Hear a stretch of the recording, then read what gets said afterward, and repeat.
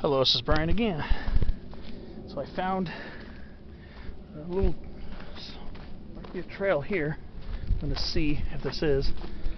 So I walked along Durango for a short distance. So I'm here on the north rim of the canyon on this side now. So what I want to do is explore as much as I can. Looks like it won't go over here, but this looks like a good lookout point. So another good place to start a video.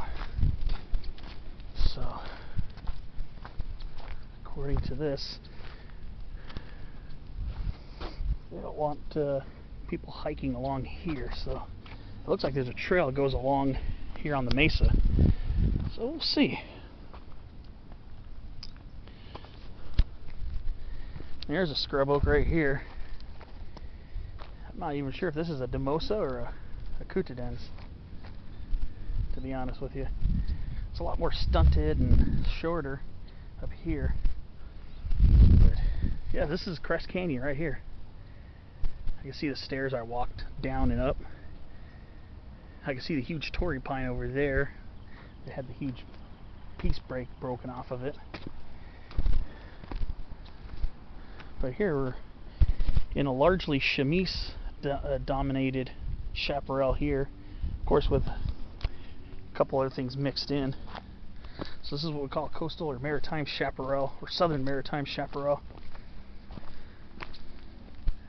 It's too bad there's no exploring in there, but like I said, I love exploring, and I do love off-trail travel, but in areas that are expressively forbidden for off-trail travel, I try to be respectful.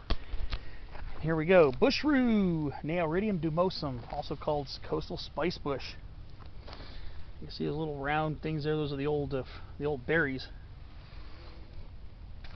So yep, that is also a portion of this area. I don't know if that's a Rhamnus crocea or Rhamnus ilicifolia. Interesting. So I'm gonna go walk along this as far as allowed. More of that beautiful yerba santa, thick leaf yerba santa. I'm just gonna walk along this as far as permitted. It might not go on for long, so just want to see how much of this I can explore. At least there's a trail up here. I know I saw it on the imagery of Google Earth when I looked over on it. There's an old yerba santa right here. It's even got gray, rough bark on it. Wow. A nice population of it here. Of course. Mission Manzanita. Oh, there's one of those larger leaf scrub oaks. Yeah, I'm pretty sure that's a Cutidens. It's grayer than Quercus dumosa, that's for sure.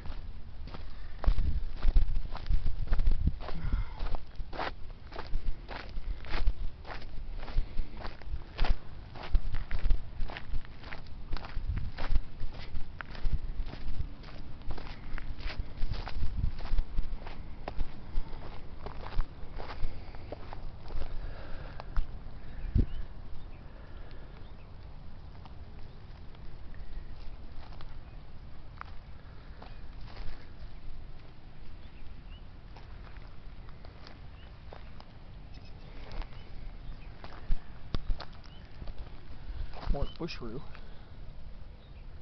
Beautiful. And here's the Mar Manzanita again. Arctostaphylos glandulosa subspecies crassifolia. Right here on the trail. I said it looked like I saw a couple of them on that side there from the trail at the bottom of the canyon. But it's nice to see one near the trail here. Torrey Pines Extension area is a really good place to see that shrub in higher numbers growing right alongside the trail if you're interested in seeing more of it.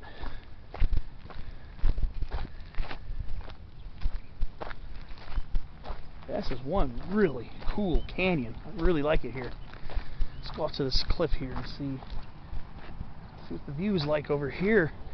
Oh, yeah, I can see some pretty interesting stuff over here.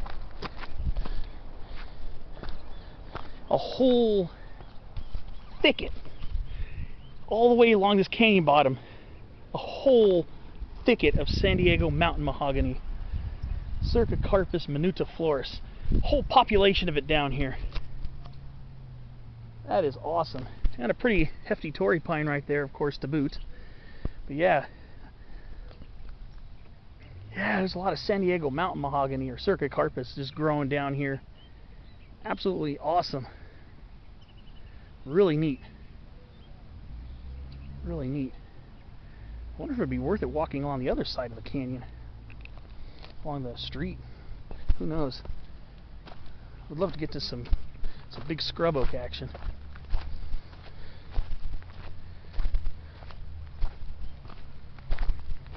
Wow, this is really neat.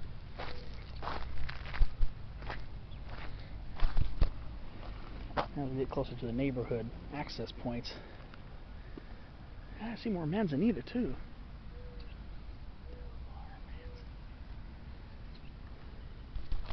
Wow, this is gorgeous.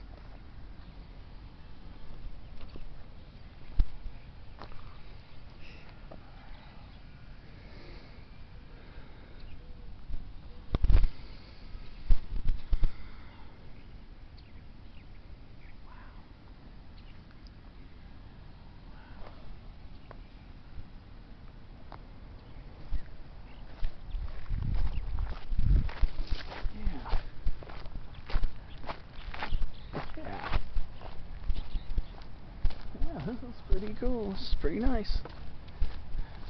It's really awesome. Again, a California native plant enthusiast definitely like these spots. That's why I come to them. I like to explore different ones.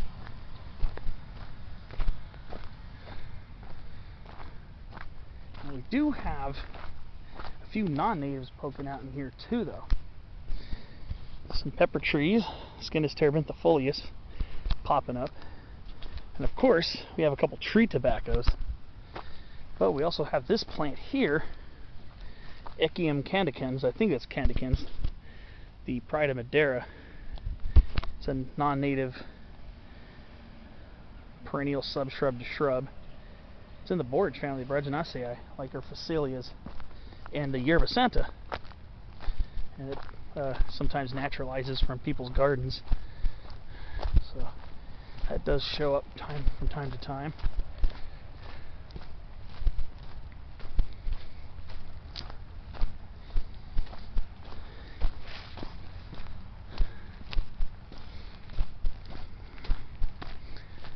Ooh, I think we've got another Mar Manzanita coming up. Yeah, a small one. A young one. Ah, nice. There's another bush root with its berries.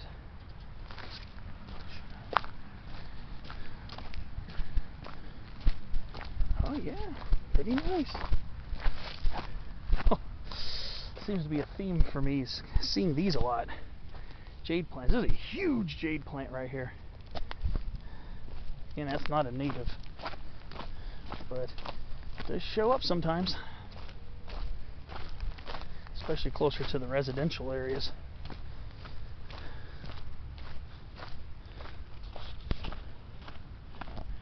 Ooh, little hummingbird.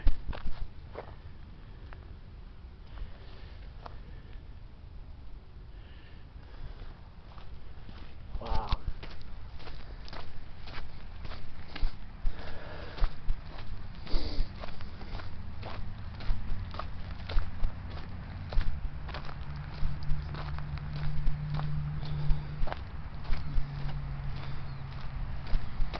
So I think I'm almost there.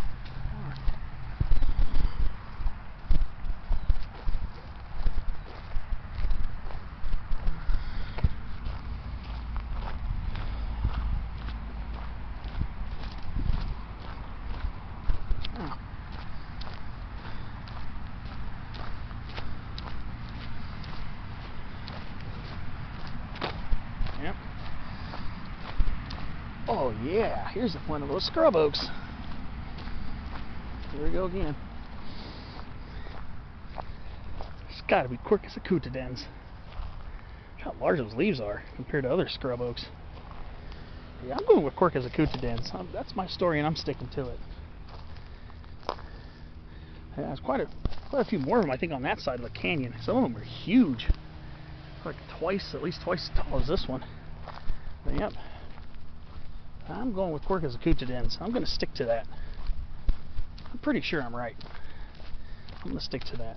I'm not trying to be arrogant. It's really not my nature to be arrogant, but I mean, I'm pretty confident in that now. So I think I'm freeing myself up to confidently do a spotlight video on it. You know me, I love doing spotlight videos on our plants. Really, really enjoy it. Well, let's see. Oh, okay, we're going to go this way, I guess. Let's just keep the exploration coming. So I'll probably end up looping back, but look at this. Another Mar Manzanita. This is the only species of Arctostaphylos here in far southern California this close to the ocean, as far as I am aware. And this is a rare endemic subspecies of a very common California native shrub, the Del Mar subspecies of Eastwood Manzanita.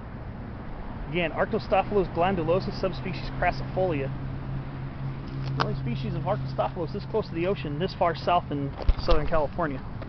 Go further up the coast, you'll find a lot more coastal manzanitas, especially in Central and Northern California. You get a lot of coastal manzanitas there. And then, here's one of Manzanita's relatively close relatives in the same tribe with the madrones. This is Comerostaphylos diversifolia, subspecies diversifolia. This is summer holly. It looks a lot like your Mission Manzanita.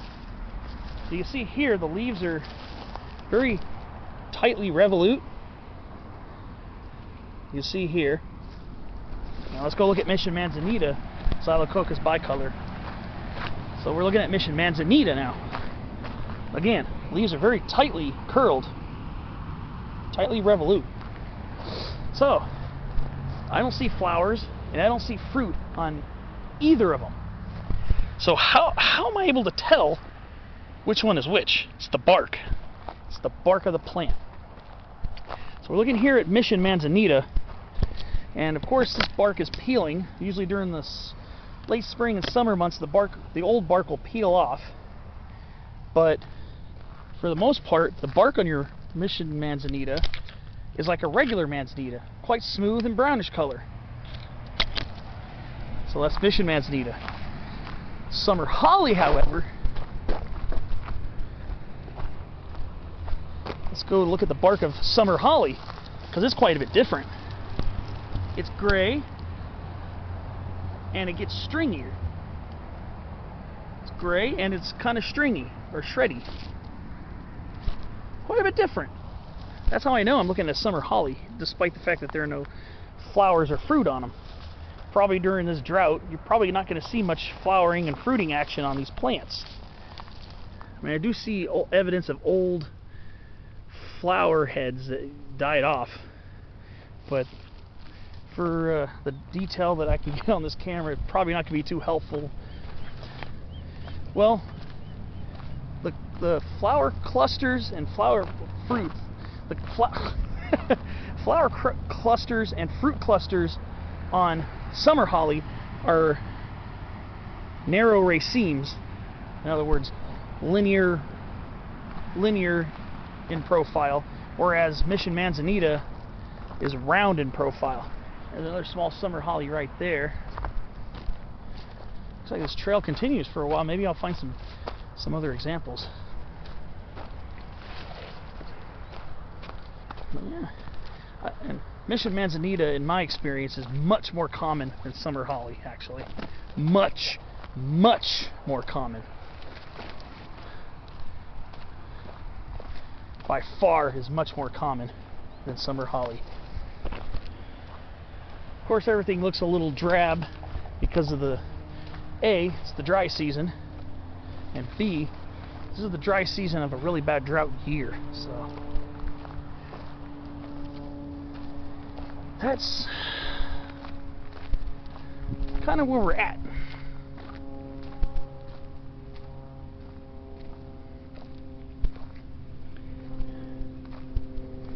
Unfortunately. So here we've got a larger summer holly right here. I was kind of passing by this with my camera pointing the other way because I was thinking about diving into a spotlight video on summer holly, because there's a nice one here and there's another one here. Again, this is Comerostaphylos diversifolia, subspecies diversifolia, one of at least 2 subspecies that I'm aware of, and both subspecies I've come across. You see, Comerostaphylos diversifolia, subspecies diversifolia, is the common form, the typical form, and that's the one again with the leaves that are heavily curled under, like this. However, there's another subspecies called subspecies planifolia. Planifolia means flat-leafed, and that subspecies has flat leaves. And here's another mission manzanita right here. Beautiful guy. So yeah, subspecies planifolia has flatter leaves throughout the crown of the shrub. I believe I've come across that a couple times. I think at least once or twice on Mount Soledad in La Jolla, and I think that's where I've predominantly seen them. Here's another one of these interesting scrub oaks. This one right here is not so cut and dry for me. At first glance I'll be thinking, oh, Quercus dumosa, small leaves, but these leaves are a lot narrower, so this one could very well be a Quercus acutidens again. And remember, if you're talking about scrub oaks have extremely high morphological variability, in other words, in their leaves. In other words, the leaves are different shapes and sizes. That's what morphologically different is, for somebody who's not so into those huge scientific crazy terms. And then here we go. Here's this one has to be Quercus acutidens.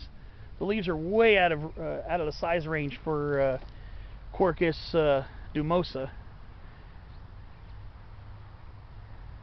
Yeah, this has got to be Quercus acutidens right here. It's another one of those large scrub oaks. But I like this little narrow corridor of trails here. It's definitely allowing me to really get into it. So yeah, looks like we got another summer holly over here too. I wish they had fruit on them. If they had fruit on them, I would drop what I'm doing right now and do a spotlight video. Kind of wanted to do it with fruit on them, but sometimes beggars can't be choosers. I really want to do a spotlight video. I feel like I fully appreciate a plant when I do a spotlight video and an ode video later on. Here's another one. Yeah, actually quite a few specimens of summer holly over here. Again, this is the typical variety diversifolia. Diversifolia kind of means different leaf, like different leaf structures. So diversifolia probably refers to the fact that there are 2 subspecies, variety diversifolia and variety planifolia. So here we go. Look at that summer holly. There's quite a few of them here. I don't usually see this many of them in my travels. Usually I'll see one, maybe one here and there. Sometimes I won't see one at all. And today I'm seeing quite a few of them. There's another mission manzanita. Look at this beautiful Maritime Chaparral here. More summer holly as you go down the canyon. More mountain mahogany.